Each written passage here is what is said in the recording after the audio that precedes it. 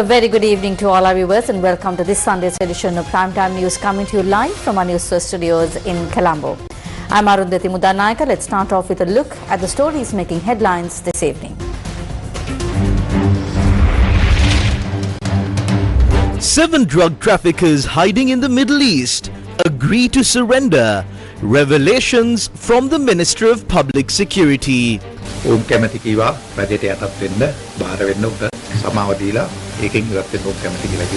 A local fishing vessel with 300 kilograms of drugs arrested in the Maldives with 6 Sri Lankans on board. Diplomatic discussions underway to bring the arrested fishermen back to the country. Advanced level examinations to commence tomorrow. Examination rules to be strictly enforced to prevent examination fraud. මොහුන නිරාවරණය කරලා තිබෙනවා ඒ වගේම ඔබගේ දෙකන් නිරාවරණය කරලා තිබෙනවා දරුවන්ට නිදහස් මනසකින් යුතුව විභාගයට මුහුණ දෙන්න. Drug prevention operations to continue across the country. A stock of 5 kilograms of heroin seized in Sinigama and Godagama. 2 suspects arrested with a firearm in Vattala. Trump says he will boycott G20 summit. Thousands of US flights cancelled or delayed as government shutdown continues. 5 days after a cyclone killed 204 people, Typhoon Fungwong enters the Philippines. Nearly 1 million people move to safe locations. Sri Lanka claims bold title in Hong Kong Sixers 2025, defeating the UAE. The war on drugs. For our children, for our tomorrow. Minister of Public Security Ananda Vijaypala stated today that 7 drug traffickers operating from hiding in the Middle East have agreed to surrender to Sri Lankan security authorities. The inaugural program to set up district committees supporting the island-wide anti-drug operation under the A Nation United National Initiative commenced in Colombo today. Minister of Public Security Ananda Vijaypala made these remarks while attending the launch ceremony. We want to save the children of our country. No one can stop this menace just by punishing or imprisoning people. However, we are taking all necessary measures to disrupt the supply of drugs. Instructions have been given to the Inspector General of Police to conduct continuous raids. Step by step, traffickers and distributors are being brought before the law. We are receiving a large amount of information.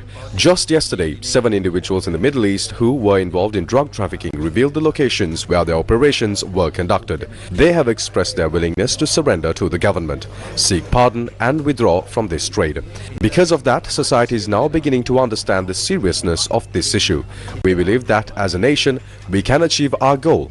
But it can only be done through your commitment, dedication and active participation. Regardless of political or ethnic differences, all Sri Lankans must unite with the shared determination to free the country from this menace. That is the true purpose of this national movement.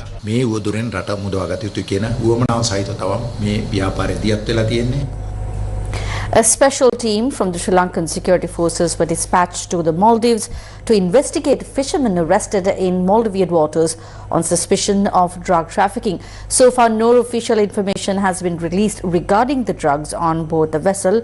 However, foreign media reports indicate that Maldivian security forces have seized more than 300 kilograms of heroin and ice from the vessel.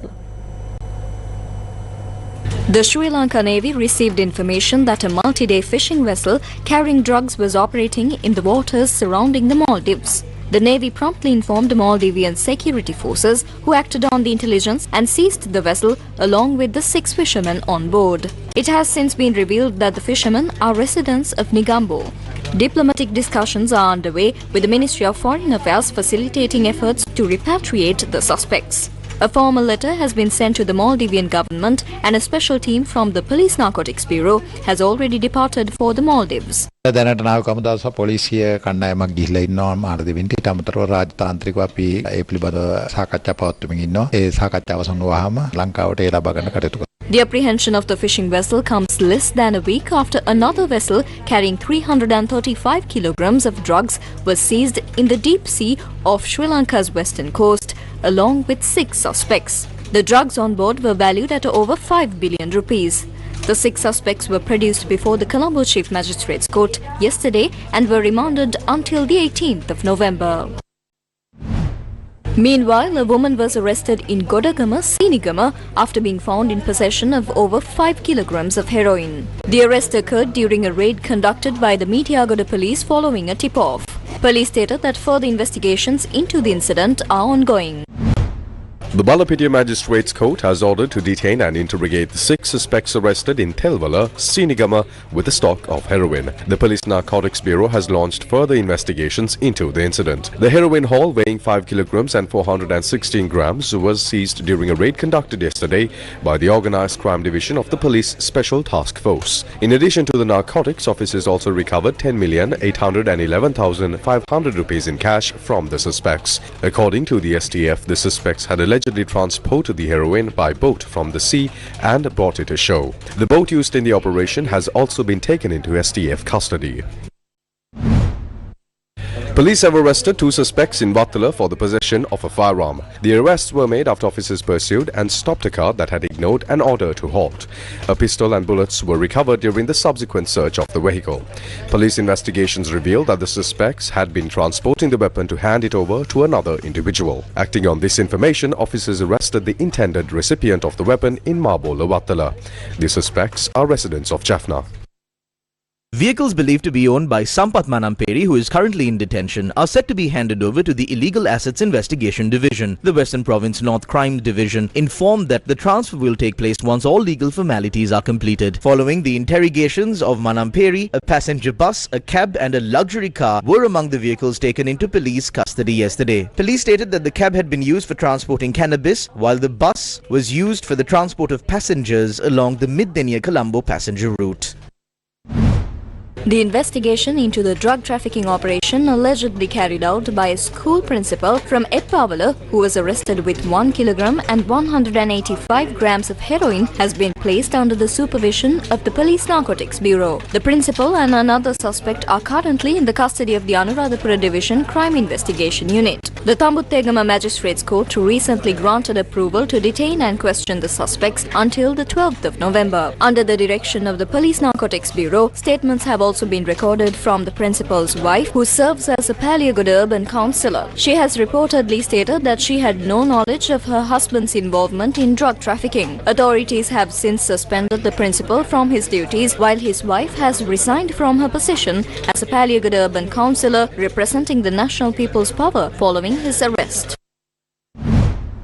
Meanwhile, Deputy Minister of Public Security Sunil Vatakala emphasized that the law is being enforced independently and without any political interference. He made these remarks while attending an awareness program for representatives of the Mahadagama Public Safety Committee today. දේශපාලන අධිකාරියෙන් තොර දේශපාලන ඇඟිලි ගැසීමෙන් තොර ස්වාධීනව මේ කටයුත්ත කරන්න. ඒකට අවශ්‍ය වාතාවරණය Officers must have the courage to carry out their duties independently, free from political authority and interference. We have already created the environment necessary for that, and that is why we are empowering these officers. The political leadership of this area is present here today, along with senior police officers and other officials. Our government has now completed 1 year in office. During this period, can another say that although we say these things, certain incidents happened here and there? I believe that nothing like that has taken place. Of course, there is an issue in different areas, problems here and problems there. But what truly matters is that this movement is progressing without regard for rank, party or position. This program is moving forward without any regard to if a person is a member of the government or not. Our only focus through this movement is to free this country from the drug menace.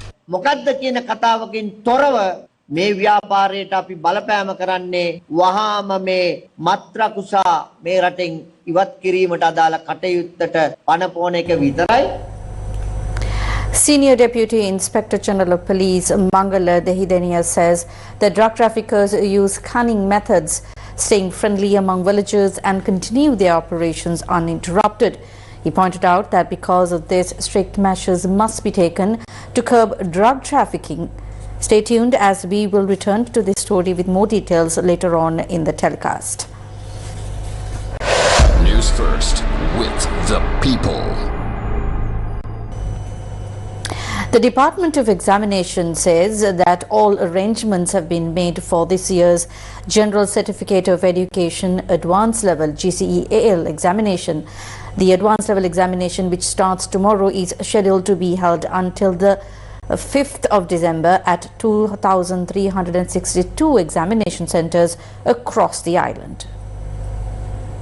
A total of 340,525 candidates have qualified for this year's examination, which includes 246,521 school candidates and 94,004 private candidates. The number of coordination centres established across the island for the examination is 325.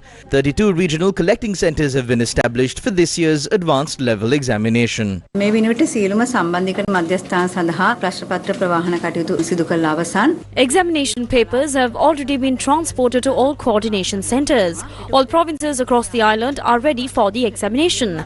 The examination will commence tomorrow morning at 8:30 a.m.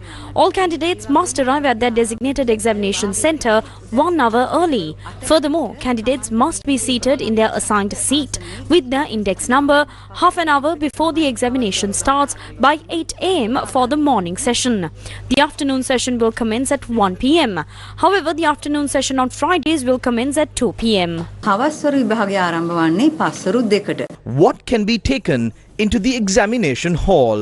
ඔබගේ අනන්‍යතා පත්‍රයත් ප්‍රවේශ පත්‍රයත් විභාගය ලියීමට අවශ්‍ය වන පෑන් pencil. You may only take your identity card, admission card and the necessary instruments for writing the exam, such as pens and pencils, into the examination hall. If you need to check the time, you may wear a regular wristwatch. We would like to remind you not to bring smartwatches or digital watches into the examination hall. Also, your face must be uncovered for the entire duration of the examination. Similarly, your ears must be uncovered because of the possibility of candidates wearing communication devices. Such rules are enforced to prevent examination malpractice. As always, an additional reading time of 10 minutes is provided for a 3-hour question paper. I would like to remind all candidates to face the examination with a calm mind. නිදහස් මනසකින් යුතුව විභාගයට මුහුණ දෙන්න. What identification documents should be brought for the examination? අනිවාර්යයෙන්ම ඔබගේ අත්සන සහතික කරන ලද විභාග ප්‍රවේශ පත්‍රය. You must bring your examination admission card which bears your signature, as well as a valid identification document which can be your national identity card, a valid driving license or a valid passport. අනන්‍යතා පත්‍ර විදියට භාවිතා කරන්නට පුළුවන්. What should a candidate do if they do not have a valid identity card? The opportunity has been given to sit for the examination this time even without a valid identity card. If the candidate is a school candidate, 2 photographs attested by the relevant principal and the zonal education director can be used as a valid identification document. If the candidate is a private candidate, the opportunity has been given to use the postal identity card. Alternatively, they can present 2 photographs attested by the Gramaniladari and the divisional secretary. However, the Commissioner General of Examination said that the results of such candidates will be released only after an inquiry. What should candidates do in the event of a sudden disaster? The Disaster Management Centre and the Department of Examinations have jointly implemented a special program to prevent disruptions that may be caused by disasters during the advanced level examination period. Students who may be affected due to a disaster situation can inform the authorities by calling 117 or the Department of Examinations via the number 1911. Furthermore, Pradeep Kodipilli, the director of the Disaster Management Centre, said that the necessary coordination assistance can be obtained by contacting the National Examination Emergency Operations Unit established within the DMC's Emergency Operations Room via the special hotline 0113 668 026 or 0113 668 032 or 0113 668 087 or 0113 668 119. Budget 2026. Trade unions as well as many farmers today expressed various views regarding the budget proposals presented to Parliament by the President. The Ceylon Teachers Union, convening a media briefing today, said that the budget did not provide the relief that teachers and principals had anticipated. Teachers and principals had great expectations regarding the budget, especially concerning the long-standing issue of correcting the teacher-principal salary anomalies, which has dragged on for 28 years. The government made several promises. It is regrettable that neither the President nor anyone in Parliament spoke a single word about this issue. However, the Free Trade Zone Investors Association pointed out that this budget has covered every sector. We congratulate the government for presenting a very deep and comprehensive budget that encompasses the entire economic structure and every sector. It is evident to us that this year's budget moves beyond economic stabilization and is primarily focused on development. This budget has put forward very positive and strategic proposals to encourage investment. We're extremely pleased about that. Similarly, several significant proposals have been presented to encourage small, micro and medium-scale industries and industrialists. The attention given to industrialization, mechanization and exports is important. It is significant that the President's very first budget proposal began with proposals to encourage investment. That is very important.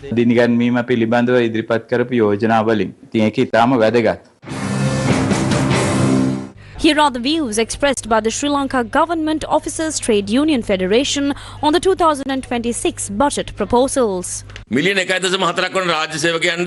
is a useless budget for the 1.4 million public servants. The proposal made in 2025 regarding the increase in public sector salaries has been carried forward. However, the question remains for all of us whether the increased salary is enough for a public official to maintain their lives. The All Ceylon Estate Workers Union held a media briefing today and expressed their views on the relief provided to estate workers in the 2026 budget. The current government has presented a budget that brings new light to the lives of estate workers and the community that lives around the estates. Also, this government has taken several steps for the development of the lives of the estate workers and the infrastructure in estate areas. The current government has worked to ensure that these benefits reach the plantation workers and everyone living within the plantation community. It is not just the estate worker, but the surrounding business people, three-wheel park operators, van operators and everyone else who will receive these benefits. What does the Small and Medium Scale Rice Mill Owners Association have to say about the 2026 budget? This set of proposals include very effective, highly favorable and suitable loan schemes, especially for small and medium-scale industrialists and entrepreneurs. A budget has been presented that lays the foundation for the development of these industries. Furthermore, the budget presented by the President includes several special reliefs and special loan schemes specifically for these small and medium-scale industrialists. Overall, we see that this budget has provided a very good entry point and opportunity for the country's small and medium-scale industrialists and entrepreneurs to significantly improve and develop their industries and businesses in 2026.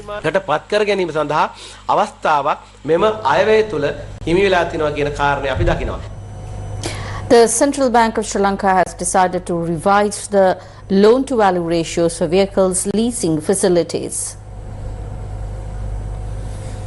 The Central Bank of Sri Lanka, as the macroprudential authority, has issued a directive to licensed commercial banks and licensed specialized banks, licensed finance companies and registered finance leasing establishments for the implementation of maximum caps on loan-to-value ratio in respect of credit facilities granted for the purpose of purchase or utilization of motor vehicles. Under the new guidelines, the maximum loan-to-value ratio for commercial vehicles has been set at 70%, while the maximum loan-to-value ratio for private vehicles has been set at 50%. This marks a notable change from the previous ratios. In July, the central bank allowed loan-to-value ratios of 80% for commercial vehicles, 60% for private vehicles, 50% for three-wheelers and 70% for other types of vehicles. Previously, leasing facilities were categorized under 4 separate groups, but the revised framework now applies to only 2 categories. Under the new system, one category covers commercial vehicles, while the other includes motor cars, vans, three-wheelers and other vehicles. Sri Lankan Minister of Foreign Affairs Vijitha Herath met with the Minister of Foreign Affairs of the Kingdom of Saudi Arabia, H. Prince Faisal bin Farhan, today and marked 50 years of diplomatic relations between Sri Lanka and Saudi Arabia. During his visit to Saudi Arabia to attend the 26th UN-WTO General Assembly in Riyadh, Sri Lankan Minister of Foreign Affairs Vijitha Herath held a bilateral meeting with the Minister of Foreign Affairs of the Kingdom of Saudi Arabia, H. Prince Faisal bin Farhan, today. They discussed boosting political and economic cooperation, including inviting Saudi private sector investment in Sri Lanka. Minister Herath highlighted the upcoming first-ever business council between the two countries to enhance private sector interaction. Commending Saudi Arabia's leading role in seeking a lasting solution to the Palestine issue, he also reaffirmed Sri Lanka's support for Palestine, while the Saudi minister handed over commemorative stamps marking 50 years of diplomatic relations between Sri Lanka and Saudi Arabia.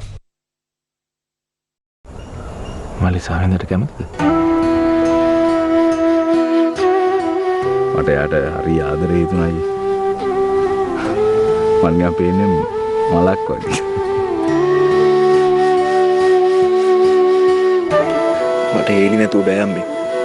ආදරය කරන එක වැරද්දක් නෙවෙයි සුතුමෙනි. මගෙන් කිරිබීලා හැදිච්ච එකෙක් ගෑල් ළමයෙක් අනාථ කරලා පැනලා යන්න නැතුව. ඒ ළමයව බාර ගන්න දඟලන එක ගැන මට ආඩම්බරයි.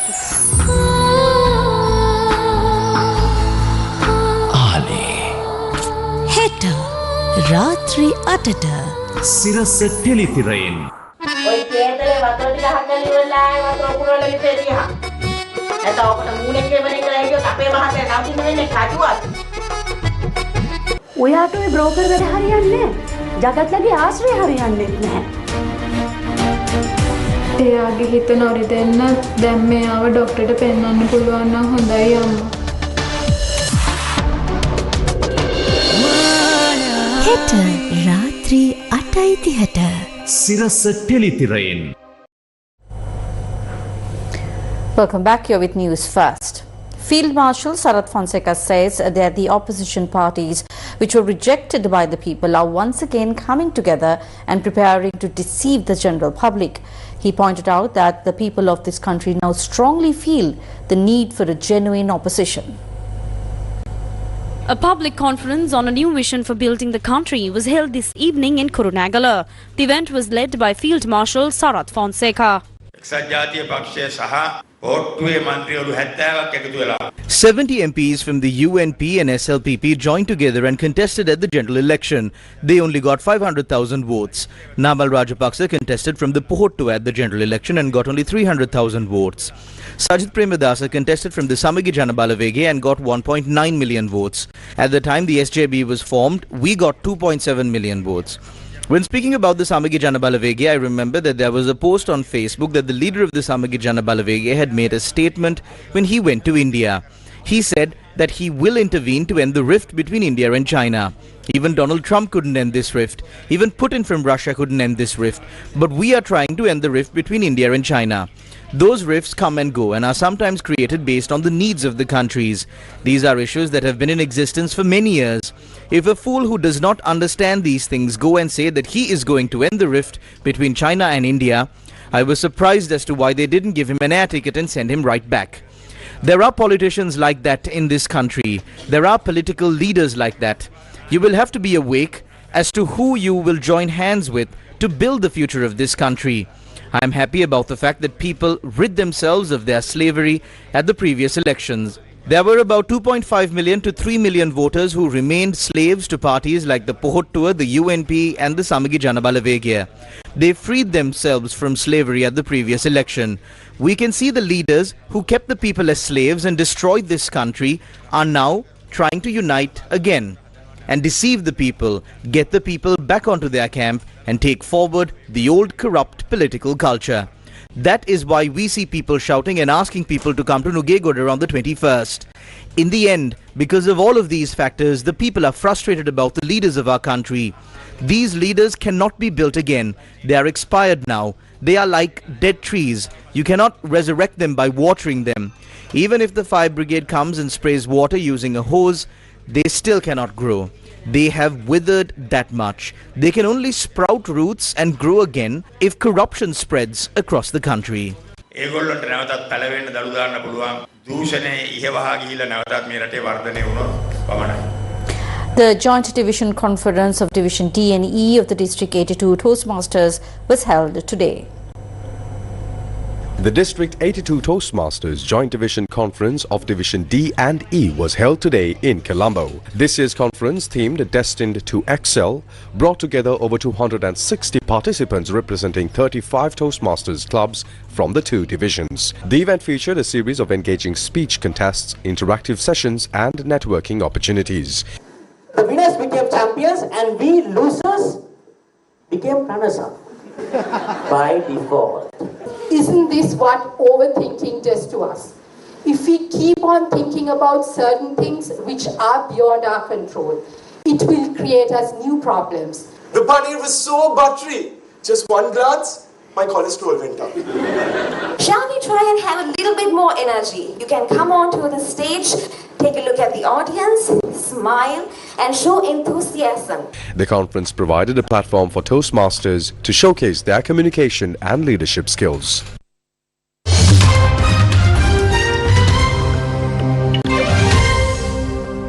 Moving on to news overseas, US President Donald Trump has announced that the United States will skip this year's G20 summit in South Africa, scheduled for later this month.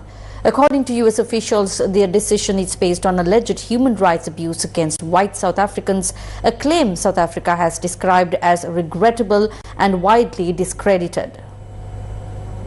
For generations, Miami has been a haven for those fleeing communist tyranny in South Africa. The United States will not attend this year's G20 summit in South Africa, scheduled to take place in Johannesburg on the 22nd and 23rd of November. US President Donald Trump has made the decision citing alleged human rights abuses against white South Africans. The US President said on social media, quote, "It is a total disgrace that the G20 will be held in South Africa," end quote. He wrote, "Afrikaners and also French and German immigrants are being killed and slaughtered, and their land and farms are being illegally confiscated. No US government official will attend as long as these human rights abuses continue." Prior to the announcement, US had initially planned for Vice President J.D. Vance to attend in place of Trump, but the White House has now confirmed that no official will represent the country at the summit. Meanwhile, South Africa's government has rejected the allegations on human rights abuses, describing them as widely discredited and unsupported by reliable evidence. The South African Foreign Ministry said in a statement, "The South African government wishes to state, for the record, that the characterization of Afrikaners as an exclusively white group is ahistorical. Furthermore, the claim that this community faces persecution is not substantiated by fact." South Africa's Foreign Ministry described the decision by the White House as regrettable, while a spokesman for the Foreign Ministry told foreign media that the success of the summit will not rest on one member state. None of South Africa's political parties claim that there is genocide in South Africa. Since returning to office, Trump has repeatedly raised concerns about South Africa's treatment of its white minority. He previously granted asylum to a small number of white South Africans and indicated that most new refugees admitted under his administration would be white South Africans.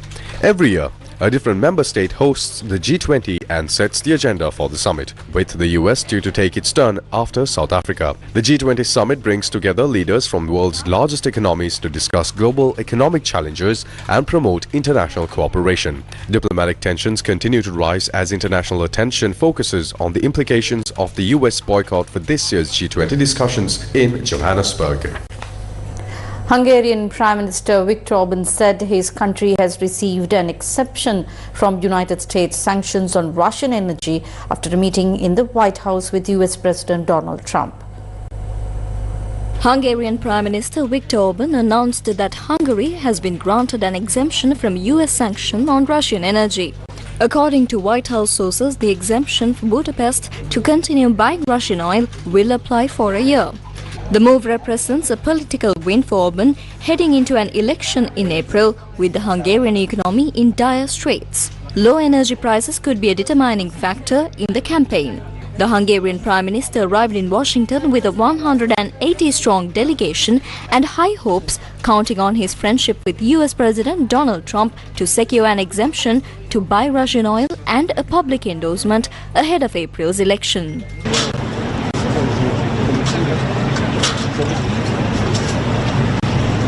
The Russian fuel will be used to power Hungary's Pax nuclear plant, which until now has relied on Russian-supplied nuclear fuel, though Hungarian officials earlier stressed that Budapest will continue its purchase of Russian nuclear fuel as well.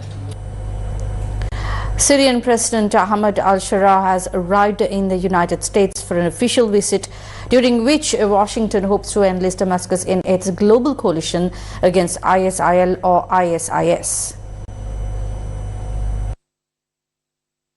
Syrian President Ahmed al-Shara's arrival in the US capital came late yesterday as Syria's Ministry of Interior announced launching a large-scale security operation across the country targeting ISIL cells. Al-Shara, whose rebel forces ousted longtime ruler Bashar al-Assad late last year, is due to meet US President Donald Trump at the White House tomorrow. It is the first such visit by a Syrian president since the country's independence in 1946. Al-Shara, who had met Trump for the first time in Riyadh in May, was removed from a US terrorist sanctions list on Friday. US envoy to Syria Tom Barak said earlier this month that Al-Shara would hopefully sign an agreement to join the international US-led alliance against ISIL. Washington is also preparing to establish a military presence at an airbase in Damascus to help enable a security pact that the US is brokering between Syria and Israel, according to foreign media. For his part, al-Shara is expected to seek funds for Syria, which faces significant challenges in rebuilding after 13 years of brutal civil war. The World Bank has estimated that the cost of reconstruction could take at least $216 billion, a figure that is described as a conservative best estimate. Al-Shara once led Syria's offshoot of Al-Qaeda, but his anti-Assad group broke away from the network a decade ago and later clashed with ISIL. Al-Shara's group, Hayat Tahrir al-Sham, was delisted as a terrorist group by Washington in July. China today launched a group of experimental satellites into orbit from waters of Heiyang in East China's Shandong province. China has launched a group of new test satellites into space from waters off the coast of Heiyang in East China's Shandong province today. The Taiwan Satellite Launch Center launched the Long March 11 carrier rocket carrying 3 Xi'an-32 test satellites at 5:01 a.m. Beijing time. The 3 Xi'an-32 test satellites entered the present orbit successfully. These satellites are primarily used for conducting experiments in space-based technologies. The launch marked the 606th flight mission of the Long March carrier rocket series. Meanwhile, Chinese state media reported that the country has launched 2 more technical experiment satellites into space aboard a Legion 1Y9 carrier rocket. The rocket lifted off at 11:32 a.m. Beijing time today from the Dongfeng Commercial Space Innovation Pilot Zone near the Jiuquan Satellite Launch Center in northwest China. According to Xinhua News Agency, the satellites were successfully placed into their designated orbit. More than 1,530 flights were cancelled in the United States, while thousands more were delayed on Saturday after authorities ordered airports to reduce air traffic because of the ongoing government shutdown. According to figures published by the flight tracking website FlightAware, the cancellations on Saturday marked an uptick from the 1,025 cancellations the day before. The Federal Aviation Administration said there were air traffic control staffing issues affecting 42 airport towers and other centers and delaying flights in at least 12 major U.S. cities, including Atlanta, Newark, San Francisco, Chicago and New York. Flights crossing 6 different high-traffic areas were also facing delays. According to FlightAware, some 6,000 flights were delayed on Saturday, while 7,000 were delayed on Friday. The FFA had instructed airlines to cut 4% of daily flights starting on Friday at 40 major airports because of air traffic control safety concerns. The shutdown, which has reached a record 39 days, has led to shortages of air traffic controllers who, like other federal employees, have not been paid for weeks. Reduction in flights are mandated to rise to 6% on Tuesday and hit 10% by the 14th of November. Meanwhile, US aviation authorities have ordered that all models of a cargo plane which crashed mid-takeoff in Kentucky on Tuesday be grounded. It comes after a Boeing MD-11 aircraft operated by UPS burst into flames on the runway of Louisville International Airport before colliding into neighboring businesses, killing 14 people. The American delivery firm had earlier said it would not operate the planes pending an ongoing investigation, with FedEx then following suit. Now, the Federal Aviation Administration, or the FAA, has issued a formal notice banning all McDonnell Douglas MD-11 and MD-11F aircraft from flying until safety checks are carried out. In total, 70 models are in use with UPS, FedEx and Western Global Airlines. FAA officials said the Kentucky crash happened after the plane's left engine caught fire and detached from the wing during takeoff. The aircraft was carrying 38,000 gallons of fuel as it took off for a flight to Hawaii, which contributed to the size of the fire after the crash. Boeing said it welcomed the directive and that it had already advised the three firms which used the model to stop operating it out of an abundance of caution. More than 900,000 people have been evacuated as the Philippines braces for Typhoon Fangwang to make landfall. The storm, which is expected to make landfall in the Philippines this evening, was upgraded to super typhoon with sustained winds around 185 kilometers per hour and gusts of 230 kilometers per hour. The country's meteorological service has warned there is a high risk of life-threatening and damaging storm surge with peak heights exceeding 3 meters as the storm moves in a northwesterly across towards Luzon, the Philippines' most populous island. Fangwang, known locally as Wan, comes days after an early storm, Kalmegi, left a trail of destruction and nearly 200 people dead.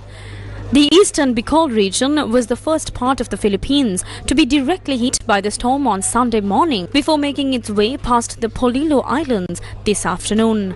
Several schools have either cancelled classes tomorrow or moved them online, while nearly 300 flights have been cancelled. The Japan Meteorological Agency issued a tsunami advisory for parts of the country's eastern coastline on Sunday after an earthquake was detected in the Pacific Ocean. The Japan Meteorological Agency issued a tsunami advisory for the coastline of Iwate Prefecture in the northeast of Japan's Honshu Island, warning that a wave of more than 3 feet may arrive in the area. The Japan Meteorological Agency and the United States Geological Survey both said the magnitude 6.7 quake was detected around 78 miles east of the coastal town of Yamada at a depth of just over 6 miles. A tsunami forecast was also issued for much of the country's northeast. අපි දෙන්න job එකෙන් අස් කරොත් අපි දෙන්න ජීවත් වෙන්නේ කොහමද sir? ඒවා හිතන්න තිබුණේ හම්බ කරන් කන දෙනට ඇවිල්ලා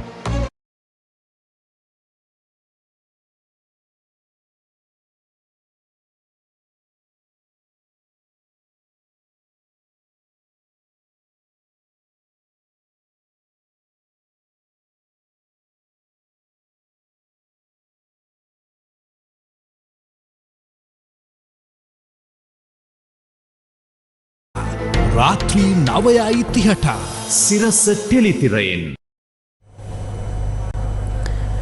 Coming back to one of the stories that we took earlier in the bulletin, Senior Deputy Inspector General of Police Mangala Dehidenia says that drug traffickers use cunning methods, staying friendly among villagers and continue their operations uninterrupted.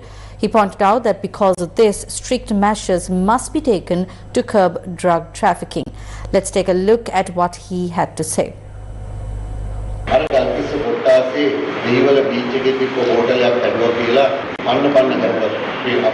We were attacked for an incident where a hotel in the Mount Lavinia division was demolished. I will tell you how drug traffickers have made their way into the lives of the general public by telling you about this incident. There is a program called Divyata Savyak in the Dehivela Mount Lavinia area. The patron of that program is the chief incumbent of a temple. The secretary of that program is the Grama Sevaka of the area. Under the program, wives of people who sell or use drugs were given meal packs or some food, or when there is a funeral, they were given given 25,000 to 50,000 rupees. This was done under the Divyata Savyak program. These people have been left helpless due to the drug menace. It was Shiran Bashik who was behind this, an employee of the Urban Council. He is a multimillionaire today. His son Nadeem Bashik is the person who launched the Divyata Savyak program. I do not want to mention the names of the temple. In a village located close by, a statue of Lord Buddha was built. A Devalaya was also built. The foundation stone for the Devalaya was laid by Nadeem Bashik. It has been mentioned on the foundation stone itself.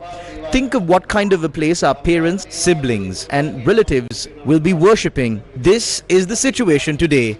If we look at events hosted by temples and churches, it is this kind of people who travel at the very front. The funerals of people who really work to build the country are held at some funeral parlor where about 4 to 5 people attend the funeral. But even if a grandmother of one of these thugs and drug traffickers dies, their funeral is held with drones and helicopters dropping flowers from above. They have entered the police force. They have created an atmosphere where they can get the weapon of a police constable to where they want at any time. We have to work under the program of the president if we are to come out of this mess. This hotel was built without any approvals. There was no approval from the Pradeshya Sabha, but they had been given a bar permit. The Secretary of a Ministry had given approval. The Director General had refused to grant approval to file legal action 6 months ago. He had subsequently written a letter that approval was granted. When we looked into these letters, they were fraudulent documents. These people received political support to function like this. Presently, I can state without any fear that we are not being influenced in any way. We have to battle with international law. We have to work under extradition law to get down people who are arrested in foreign countries. There are extradition agreements. It is not an easy task to bring these criminals back to our country. The minister also knows that we spend sleepless nights working to bring them down to the country. The way that they act overseas is not the same way that they act when they are brought back.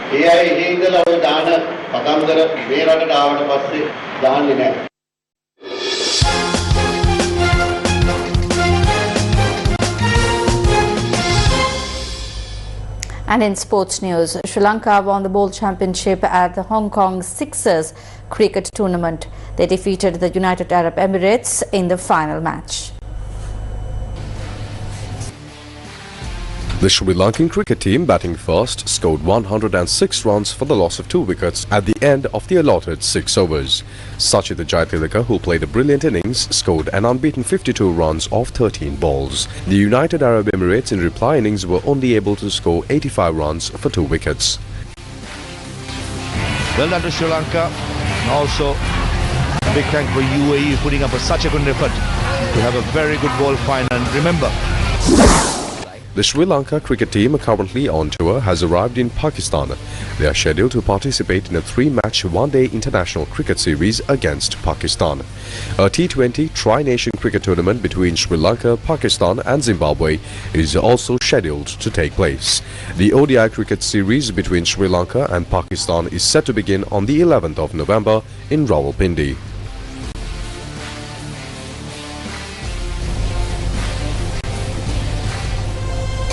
On beautiful Sri Lanka tonight, we travel to Handapanvilluwa, a hidden gem in Polonnaruwa, where lush wetlands meet centuries of history.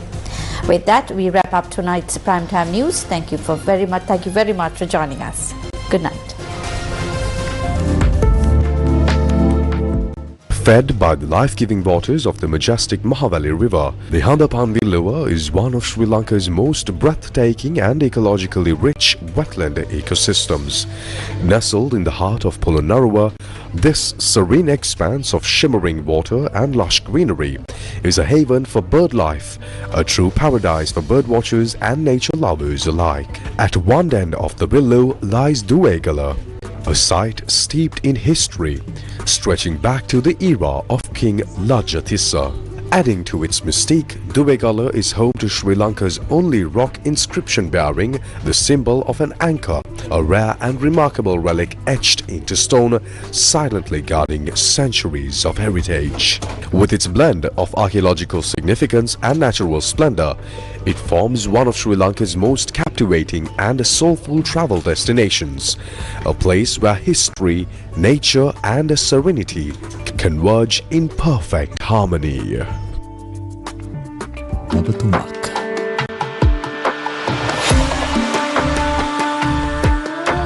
Beautiful Sri Lanka.